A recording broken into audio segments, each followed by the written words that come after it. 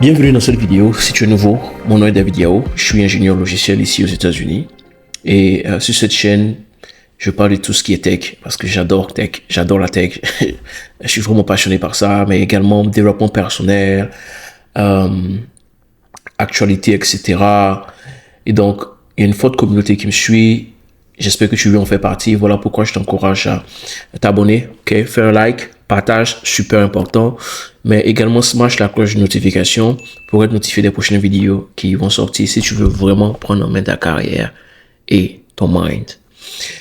Finalement, si tu as besoin d'un ebook qui va t'aider à pouvoir éviter les erreurs que la plupart des développeurs font à l'aide de l'intelligence artificielle, le lien en description. J'ai un autre ebook qui parle des 7 erreurs qui tuent ton profil LinkedIn. Et aujourd'hui, en 2025, je ne veux surtout pas commettre ces erreurs. Finalement, si tu veux discuter avec moi one-on-one et parler de ta carrière et tout, prends rendez-vous avec moi. Je me ferai un plaisir de savoir si toi et moi on peut travailler ensemble. Donc, dans cette vidéo, comme je le dis, on va parler d'une des raisons principales. Je ne vais pas tout vous dire, mais je vais vous donner une seule raison principale pour laquelle la plupart des développeurs, des ingénieurs, surtout en francophonie, stagnent. Et pour ça, d'abord, je vais te raconter une histoire. Le samedi dernier, dans un de mes coachings, j'étais avec un de mes étudiants, justement, une des personnes que je suis, je dirais, et la personne se reconnaîtra sûrement. En France, la personne a commencé une alternance et tout, et du coup, je posais des questions sur l'entreprise, comment ça se passe et tout. Et la personne, de ce qu'elle m'a dit, travaille dans une entreprise qui est un peu merdique, pas de process, rien du tout. Vraiment, c'est la boue, c'est la débandade, comme on le dit. Et il me disait également que même les ingénieurs qui sont là-bas, c'est des gens qui ont peut-être baissé les bras, qui n'en ont vraiment rien à cirer de l'entreprise. Donc, c'est comme si l'entreprise vraiment n'a pas de vision, quoi. Et du coup, j'avais l'impression que son mindset était en mode, de toute façon, moi, je fais mon truc, je n'ai rien à foutre, trop compliqué à gauche, à droite. Et voilà ce que je lui ai dit, voilà ce que je veux vous dire. Okay. Et c'est la raison principale pour laquelle beaucoup d'ingénieurs stagnent. Et ils pensent que ils ont besoin d'aller dans des entreprises qui sont meilleures, etc. Ou bien les gens ne leur font pas les augmentations qu'ils veulent, etc. La vie est trop compliquée. Je lui ai dit que un bon ingénieur voit des problèmes en opportunités. Je répète, un bon ingénieur voit des problèmes en opportunités. Un ingénieur qui arrive dans une entreprise de ce genre, l'entreprise est pour lui comme une mine, ou bien pour elle comme une mine d'opportunités. Ok? Je lui ai dit, est-ce que vous partez au Parc des Princes pour pouvoir trouver du diamant dans le gazon? Est-ce que vous partez dans des endroits déjà lisses, entretenus et tout pour trouver du diamant? Non, le diamant se trouve dans le charbon, dans la boue. L'or se trouve dans la boue. Et donc, un bon ingénieur sait transformer des problèmes en opportunités. Où tous ces 4 ou 5 ingénieurs voient une entreprise qui n'a pas de vision, il n'y a pas de process, le chef informatique, il est nul, il connaît pas X, Y, Z. Un bon ingénieur va se dire, waouh, il y a tellement de bon boulot à faire ici, tellement d'expérience à gagner.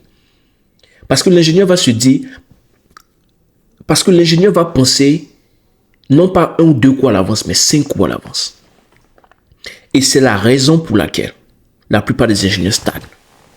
Parce qu'ils ne pensent pas 5 coups à l'avance. Ils ne prennent pas leur carrière comme des stratèges. Ils n'organisent pas leur carrière sur du long terme. Pour eux, c'est postuler, avoir un job, c'est fini. Je vais aller chaque jour, faire mes pull requests, coder, rentrer à la maison, dormir, parler un peu coding, repartir au boulot, coder, c'est tout. Et des ingénieurs restent là-dedans, ça fait 2, 3 ans. Il me disait qu'il y a même des ingénieurs qui sont restés dedans, ça fait 1 an ou 2. Et je me suis dit, comment un ingénieur peut rester dans ce genre d'entreprise pendant 1 an ou 2 et l'entreprise n'évolue pas, l'entreprise n'a pas changé, l'entreprise est toujours dans le même process merdique. C'est qu'il y a un problème avec cet ingénieur. Le problème, c'est pas le CEO, le problème, c'est pas le chef de projet, le problème, c'est l'ingénieur qui vient, qui est supposé apporter de l'impact dans l'équipe, mais voilà, lui vient juste pour faire son petit travail et puis va partir. la plupart des entreprises francophones sont des entreprises, d'un point de vue tech, merdiques, qui n'ont pas de process huilé, où c'est la débandade, c'est la jungle. Mais c'est exactement là où un ingénieur veut être. Parce que si vous partez déjà d'une grosse boîte tech, c'est vrai, salaire, tout parfait. Mais vous arrivez déjà dans un endroit où tout est déjà huilé. Les processus parfaits. Pour installer même des repositories, c'est juste un script que vous avez exécuté. Tout s'installe pour vous parce que des gens ont déjà fait le boulot pour vous. Mais quand vous partez dans des entreprises où il n'y a rien du tout, il y a beaucoup de choses sur lesquelles il faut travailler. Le README n'est pas bon. On ne sait même pas s'il y a des tests, on ne sait pas s'il y a ci ou ça. Mais c'est une opportunité pour l'ingénieur de monter en compétence. Parce que le bon ingénieur, il ne va pas voir cette entreprise comme une fin, mais comme un moyen d'atteindre quelque chose de plus grand, de devenir senior, de devenir lead plus tard.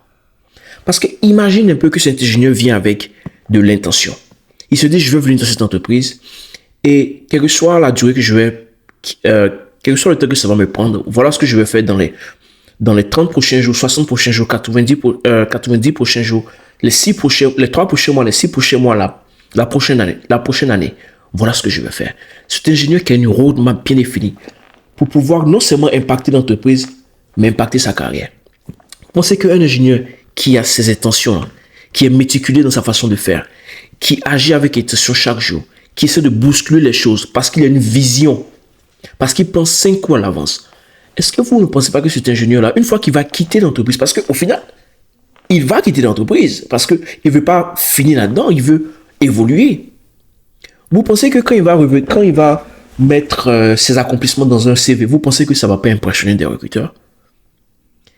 Vous pensez qu'il n'aura pas beaucoup d'histoires à raconter, des histoires impactantes, avec des chiffres impressionnants dans son CV, que des recruteurs vont vraiment adorer?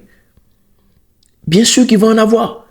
Et vous ne pensez même pas que s'il veut même rester dans cette entreprise, vous ne pensez pas qu'il aura tous les arguments pour avoir son augmentation? Donc voilà la raison pour laquelle la plupart des ingénieurs stagnent. Parce qu'ils vont attaquer leur journée sans intention. Ils n'attaquent même pas leur journée, ils la subissent. Ils se réveillent, vont au boulot comme des machines. Pas d'intention du tout. Pas d'objectif clair. Et donc, si vous voulez vraiment savoir, je m'en fous de quel pays vous venez ou dans quel pays vous vivez. Si vous parlez français et que vous voulez savoir comment pouvoir prendre en main votre carrière et penser 5 coups à l'avance, les 5 coups auxquels un ingénieur doit penser, un ingénieur logiciel doit penser, un développeur d'application, un gars de la tech doit penser pour prendre en main sa carrière et évoluer. Si vous voulez savoir ça, j'ai une masterclass qui va venir cette semaine, le samedi, sur le podcast Tech Patrie. Le lien en description. Si vous voyez cette vidéo plus tard, le lien sera encore en description. J'espère que la vidéo ne sera pas fermée parce que je pense vraiment arriver à un moment la prendre et l'envoyer dans une de nos communautés VIP qu'on va ouvrir bientôt. Et donc, vous voyez le lien dans la description, cliquez et j'espère que vous pourrez participer, j'espère que vous pourrez écouter ce que j'aurai à dire dans cette masterclass parce que si vous vous demandez, mais pourquoi les autres ingénieurs ils sont payés à ces chiffres-là, pourquoi ils travaillent dans ce genre d'entreprise, pourquoi j'ai l'impression qu'ils ont toujours du boulot alors que l'économie est compliquée, moi j'ai du mal à trouver des jobs et tout. Qu'est-ce que moi j'ai raté? Si vous avez cette humilité de réfléchir, de vous dire ce qui ne va pas, ou de vous dire qu'il y a quelque chose que vous avez besoin de changer dans votre vie, cliquez sur le lien dans la description, rejoignez-moi dans cette masterclass, j'espère qu'on va prendre du plaisir à échanger, j'espère que je vais vous apporter autant de valeur que possible. C'est ce que je voulais partager avec vous dans cette vidéo. Surtout n'oubliez pas, apprenez toujours. Ciao.